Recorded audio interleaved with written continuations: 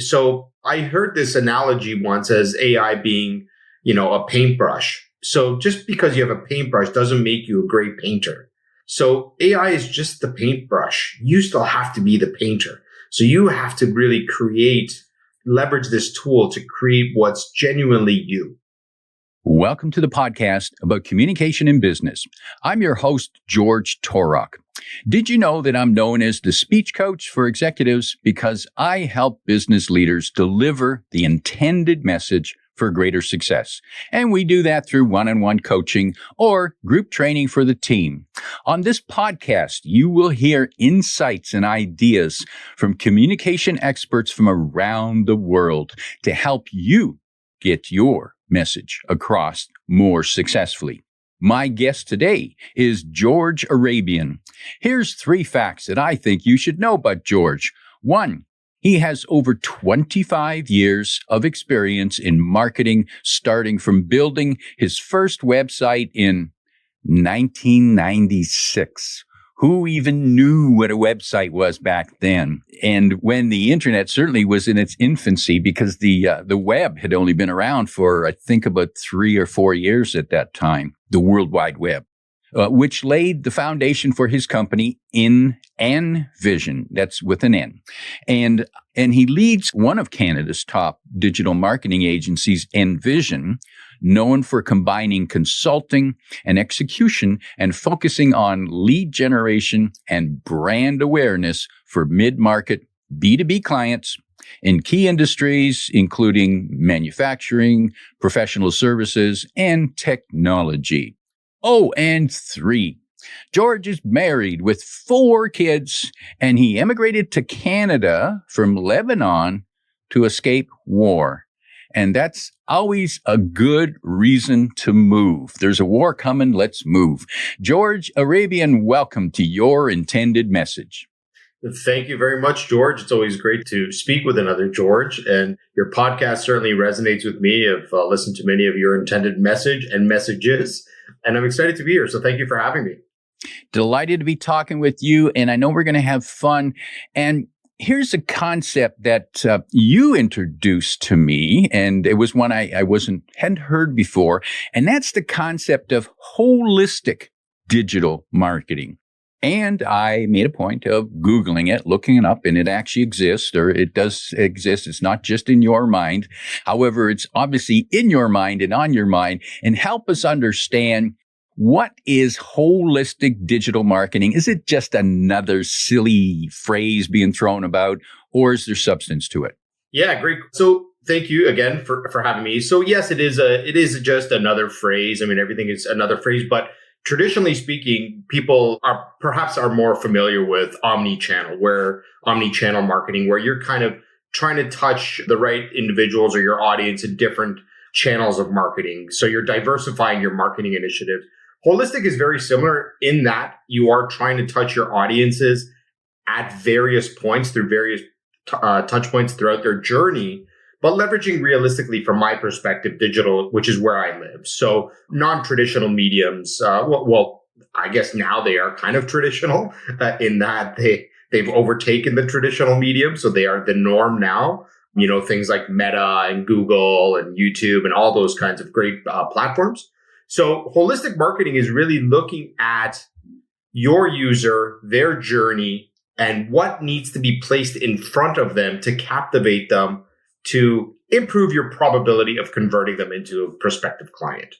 And I see your role as discovering where they live, where the customer lives, where the clients live, the prospects, where they live, what are their concerns, what are their fears, what are their hopes, and then you kind of reach out a hand to them and saying, here, I'll take you along the path. I know it might be scary, and there's some things that maybe I can help explain along the way. And that's maybe a silly way of putting it, but that's the image that I get. Yeah, I think conventionally, people are, from the perspective of the general consumer, what you're trying to do is get them from that initial awareness where they don't know who you are or that you even exist. Take them from that to becoming your biggest advocate, where they're shouting from the rooftops about your services or products. So the best customers are exactly those ones, the ones that are going to help promote you. And as business owners, we know that, your easiest line to getting a sale is somebody you've already done business with, right? And referrals have a tendency to have a lot more weight. We know this statistically with customers than those that are net new, that have never heard from you and they're kind of experimenting with whether or not you'll actually deliver on your promise. So we want to get people from awareness all the way to advocacy or ambassadorship, and there are numerous stages to get them to that point that you have to be very cognizant of as a marketing organization. It can't just happen whereby, you show one Meta ad or one Google ad, or you write one blog or do one video. It's a combination of all of those things. And our roles as marketers are to try to make that as efficient and effective as possible, because it is a lot of work and very sophisticated. George, when you start to work with a new client, you try to help them take their prospects through that process. What are some of the first questions that you have for your client? So often when clients first approach us, we want to understand, and it's a great question, George, we want to understand, have they done marketing and are they even aware of what is available to them? Oftentimes what tends to happen is somebody's heard from somebody that they've done something, whether it's I was on social media, or I did a Google ad, or I did SEO, which is common. The term has been around for a long time, but they don't understand the nuances. And every business contextually and from a nuance perspective is unique. So every business owner, every chief marketing officer, every organization has unique business goals, whether that's financial growth, awareness, perhaps even from the perspective of recruitment. Oftentimes we get into scenarios with clients where they're actually not looking for financial growth for marketing. They're looking to recruit good individuals to join their organization. So that in and of itself could be a marketing initiative to put yourself out there. So there's a variety of different things. So the first question that we ask is, have you done marketing? Because we need to know if they understand the value of what this offers, what this thing can do for them with respect to changing the trajectory of where they are today to where we want to take them to. What's your definition of marketing? So when you ask someone, have you done marketing? What if they respond with, well, it depends. What do you mean by that? It's a great question again, George. And I think I leave it very broad because I want to understand how they interpret marketing. I want to understand what they really know about marketing. Because when I ask, have you done marketing? And somebody immediately responds with hypothetically, yes, we've done SEO. Great. You've done it. How's that worked for you? And the typical answer I will tell you is, I don't know. and that's not a joke. I mean, 9 out of 10 times I'm getting that answer. I'm not sure what it's done for me. Well, then now we start to peel away that onion and we start to get more granular to understand, have you looked at your quantifiable metrics? Have you looked at the user behavior of the traffic you're driving from SEO?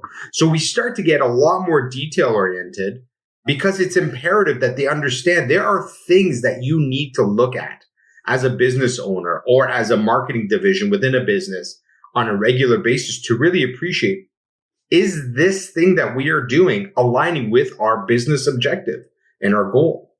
And oftentimes we find that it's absolutely not. There's a huge division between what the marketing team is doing and what the business is actually trying to achieve. Why do you think that is?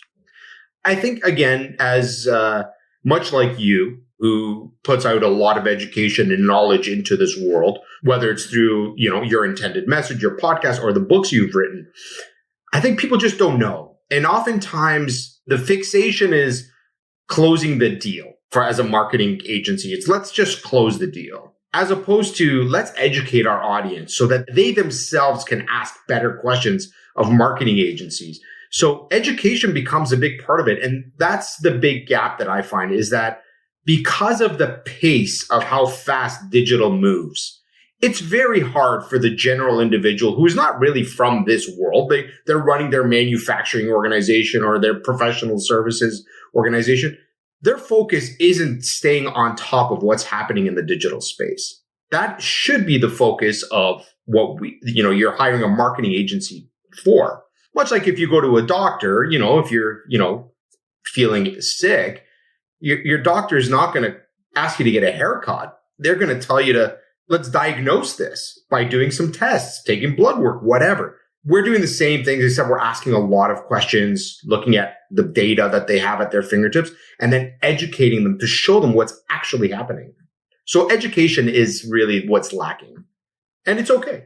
I mean, it's a tough world to be part of because it moves at such a rapid pace. And certainly almost everything online can be overwhelming and confusion. And just when you think you know how Facebook works or LinkedIn works, they change it. They change how it works. They change the priorities. So it's challenging for any business owner or professional to be good at what they do, but also try to stay up to date with what's happening online in whatever channel. George, the term marketing, I think, is often misunderstood. I guess one question I have is, do you see it as science or art? I see both. I truly do. And the science behind marketing is understanding the algorithms and how they frequently do change. The art part of it is, yes, it's understanding that ideal client that you're trying to get in front of and what actually resonates with them. So I'm not talking about the aesthetic part of it only. The aesthetic is very important because that's what draws. Our eyes are drawn to the visuals, but the words matter as well. So the vernacular and the nomenclature and the narratives that we're drafting when we're coming up with initiatives to draw and earn people's attention, that leads us to taking them to a specific destination of where we're telling them more about our thing. We have short attention spans as human beings, as we all know, especially today. Research is telling us that over and over. So how do we captivate an audience? Well, visually, through the text and the words that we're using, but then what is going to compel them to take an action, right? So there is this marriage of understanding the science behind user behavior and what appeals to them through the visuals and again, the content and how that's all being structured. And then the frequency of touch points. So everything from the awareness stage to advocacy, there are a lot of stages in between those two that require in some form of communication, whether it's through the consideration stage, there's conversion, there's engagement, adoption, retention. These are the stages that I like to always look at in silos, but they're all interconnected. So yes, there's definitely form and function or art and science involved in all marketing. You mentioned some stages there between awareness and advocacy. How many stages are there, or does it depend on the market, the product? It does. It's a good question, George. So it does depend on, the nature, again, context and nuance of what we're trying to achieve. Traditionally, I think most marketers are aware of the principle of AIDA, which is, awareness, interest, desire, action, which is the funnel. I think there's more to it than that. I think I break it down. I break the customer journey down today in 7 stages. I know it's a little more complex, but I break it down as awareness, consideration, conversion, engagement, adoption, retention, and then advocacy. So there's overlap and a little bit of gray, but when I start to really detail these out for, when I'm speaking to clients of what each of those buckets mean, it becomes very clear as to why you need all 7 stages and the things you need to be doing throughout those 7 stages. So yeah, it's a little more complex in my mind. I try to not oversimplify things because I do feel marketing is actually quite complex. I think if we dumb it down, it doesn't do anybody any good. Curious to note that in your journey, the end of the journey, the goal is not the sale. The goal is actually to create them, convert them into being an advocate for you. Why is that last step so critical? Yeah, as I mentioned earlier, I think it's important to understand that it is very difficult to get somebody from awareness to advocacy. I mean, you are putting out a lot of content and material into the world, and you want to optimize that benefit, right? So once you've gotten a client through your door, that acquisition, the cost of that acquisition to actually attain them costs you a lot. if you actually put it down in numbers. So why not leverage that now that you've built that relationship as a bilateral relationship where you entice them, or, you bring them into your community, you give them incentive to really, again, I use the term shout at the rooftops, really get out there and leverage that relationship, because they're going to be your best ambassador at the end of the day. The person who's done business with you, who's satisfied with the products and services you've provided them, who's happy with everything that your staff or your team has done for them. You want to be top of mind when somebody else, their network, speaks to them, and all of a sudden it's like, I know a company or I know an individual you can speak to. You want to be that individual, right? So the actual client acquisition cost is quite high if you actually put all the efforts involved. Depending, again, nuance and context become important. If I'm selling a t-shirt, I might be enticed to buy a t-shirt today, and it will take me 3 minutes to do a Google search for the t-shirt I want, look it up, buy it, and I'm done. Now, how does that organization retain me or make me that advocate? It might be a little more challenging, but there are certainly mechanisms out there.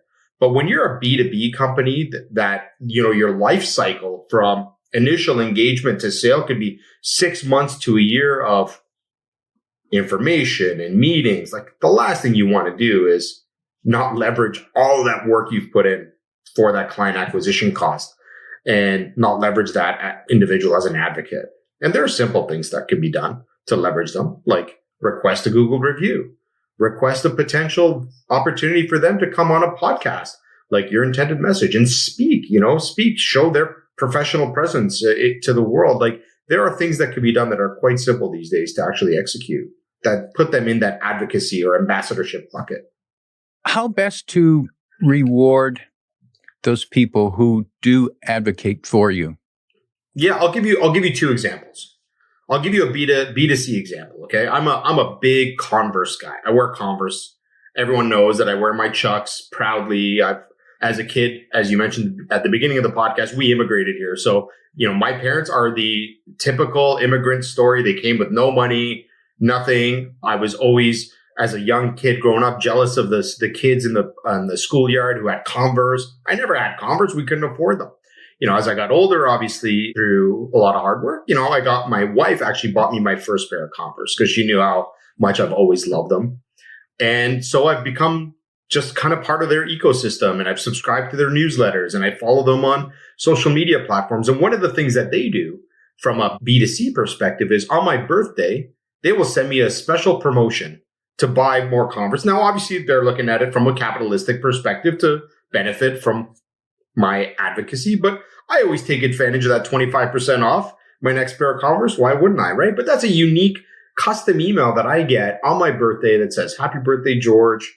Here's a little something to treat you," and it's 25% off. So really cool way of, building that retention and that loyalty and that advocacy.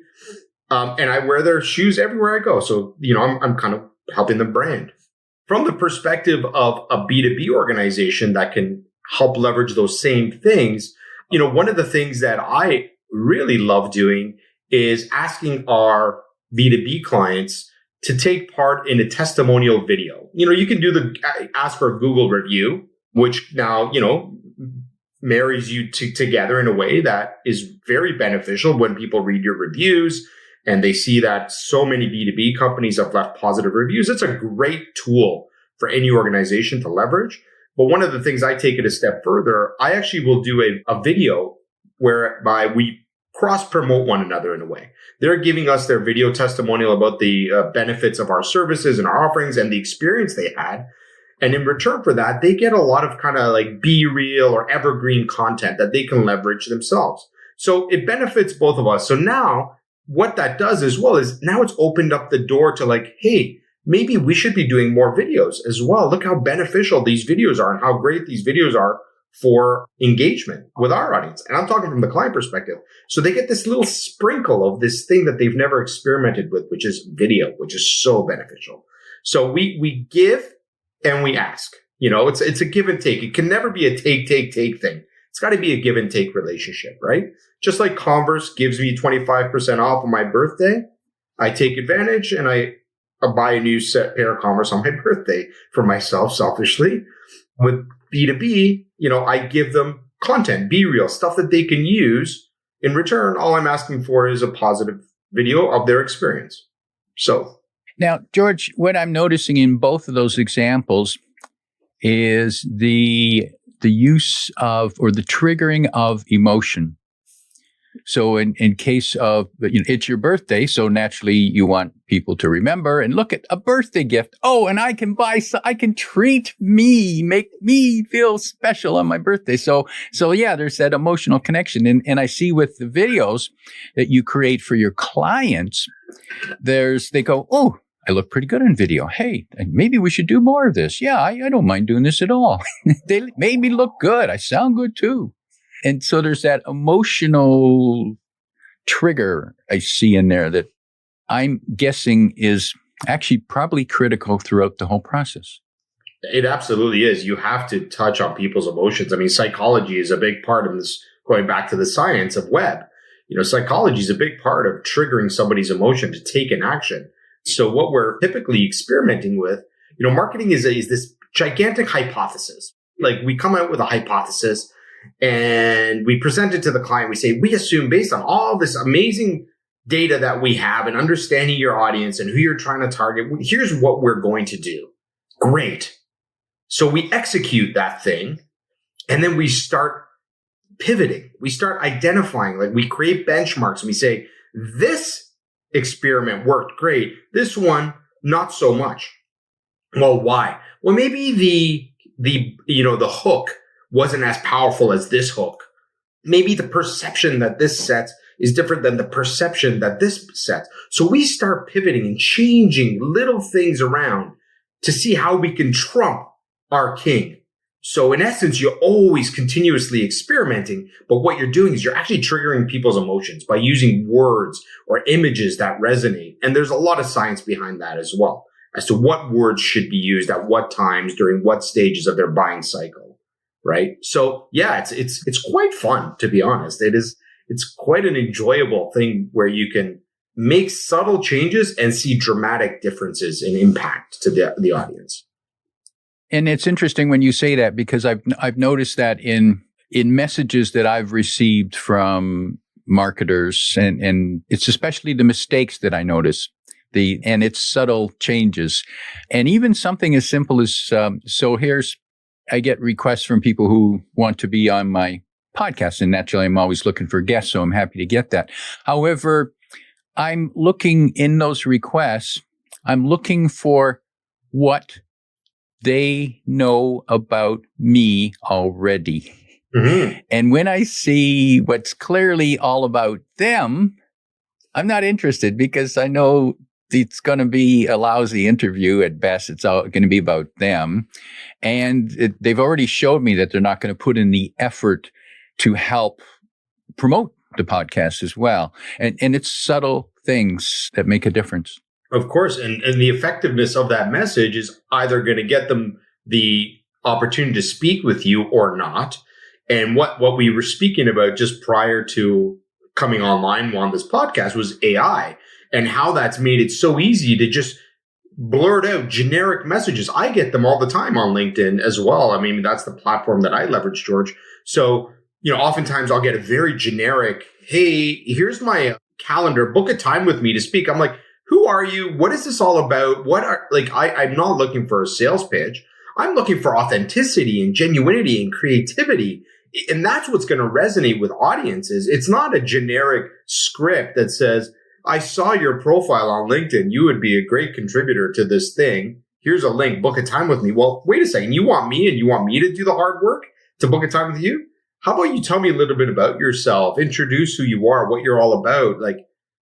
I mean, it's become a little too easy these days, but I think that's those of us who are in this space can really clearly differentiate between those who are, just casting a gigantic net versus those who are authentically spending time researching who you are. And those are the people I want to connect with, right? Yeah. And on LinkedIn, for example, when people want to connect with you, they can write a note, or they just click connect and it sends an automatic message. And the message that comes through is, I want to connect with you. Really? How cold, how arrogant is that? I don't care what you want. I don't know who you are. Versus someone who writes a note and say, hey, I looked at your post, like that last one about such and such. Let's connect here. Maybe there's some synergy between us. Something. Yeah, exactly. That just something, right? Just some depth, just so we can get to know each other. I actually I talk a lot about marketing as being like dating, like if you're going to get to know me, ask me questions to get to know me. Don't just approach it like, hey, you're now my thing or whatever, or we're not, it's a relationship that we're trying to nurture here to see if this is going to work out. And no relationship, if I were to be at a restaurant and somebody just walked up to me and sat down and said, now we're friends, I would be like, get out of here. Right? No, we have to have some dialogue. I need to understand who you are our values aligned, So yeah, I mean, that kind of stuff really puts a negative taste in my mouth. You mentioned AI. We talked about it before the interview. Is that making digital marketing, holistic digital marketing, is it making it worse or better? I think it's a great question, George. I think what I'm finding now is AI is an amazing mechanism for efficiency. It still needs human engagement for authenticity and the voice. I mean, you're starting to see now with the mass appeal of ChatGPT, common trends in people's posts. You see common terminology being used, and you can kind of almost immediately identify that it was written by AI. I'm not suggesting that it's not. Like, you can allow AI to ideate with you and come up with kind of the core concept of what you're trying to put into the world, but then modify it. Make it, your voice, your tone, use words that you would genuinely use in your day-to-day communication. Don't let the machine control what you say. You control the machine. So I heard this analogy once as AI being, a paintbrush. So just because you have a paintbrush doesn't make you a great painter. So AI is just the paintbrush. You still have to be the painter. So you have to really leverage this tool to create what's genuinely you. So yeah, I mean, I think it's beneficial. I think it's going to morph and change and adapt over the coming days, weeks, months, how quickly it's moving right now. But I think people can't lose sight of the fact that they still need to be unique and genuine to who they are. We're still people. And AI, I can't imagine it's ever gonna be emotional. Yeah, I don't never say never, I guess, but it's so difficult to appreciate. I actually have a question for you. Something that I align well with, and it's something that I've said. But in your book, The Secrets of Power Marketing, you emphasize that marketing is about perception, not necessarily fact. I'm curious, from your perspective, how can a small or mid-sized businesses use this to kind of outshine their competitors with bigger budgets? A relevant point. Oh, wow. And yeah, and you're right. And yes, marketing is more about perception than it is about fact. And it's not that the facts don't count. It's that what is the perspective, the perception that people have of you in terms of who you are and what you can do for them. And one of the perceptions is, why should they choose you over someone else if they believe you're better, especially if, and again, when price isn't the issue. When it's about quality, then it's about how they perceive. Now, here's an example of actually that relates to the book. After I published the book, people that I had known for a long time treated me differently. They treated me with more respect because now their perception was, oh, he's an author. He must be an expert. Well, I'm the same person I was last week. And by the way, it took me 2 years to write that book. So, but people's perception changes. And the same thing is about how when you build trust. And so, for example, the birthday gift that you received from Converse, that creates a perception in you that, they care about me. And that's your perception. They care about me. Now, they do that for all their customers, but you feel special because they did something for you on your day. So that's your perception.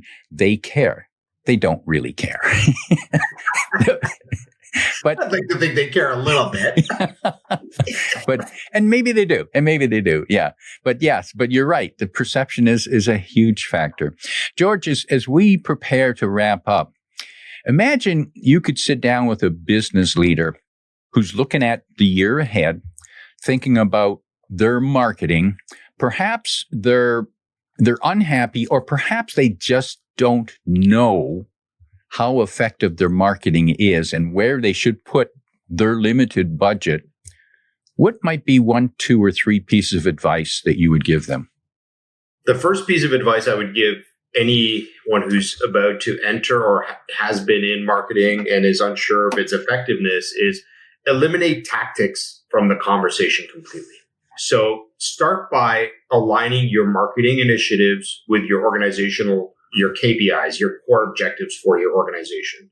So every organization should have some sort of goals that they're working towards, obviously. And if you don't, then that's okay too. Then those need to be defined. I need X percentage of growth, or I'm trying to capture this client base, or whatever the case may be. When you approach marketing from the perspective of, I need SEO, that is very wrong. That is the strategy or the tactic, as opposed to what are we trying to achieve. I always look at it as outcomes. What is the outcome that we're looking for? So ask yourself that very question. If you're talking about tactics, remove them from the equation at the beginning and identify what outcome you're looking for. And that could be aspirational, that could be ambitious, big, hairy, audacious goal, but what is the outcome that you want? That's the greatest place you can start, because that gives the marketing company you're about to embark on this journey with something to work towards, or something to come back to you with and say, it ain't realistic. I'm sorry to tell you, but you're a $10 million company. You want to be a $100 million company and you have a $3,000 a month budget. It ain't going to jive. So what is realistic, right? But it's a foundation to have good, healthy conversations. Valuable advice that people should consider. My guest today is George Arabian, reminding you that the goal isn't to get them to buy. The goal is to get them to be an advocate, to stand on a rooftop and shout your name. If you like what you heard, tell your friends and post your 5-star review on Apple Podcasts, because that helps more listeners find us. Come back every week for more practical insights to help you deliver your intended message. I'm your host, George Torok.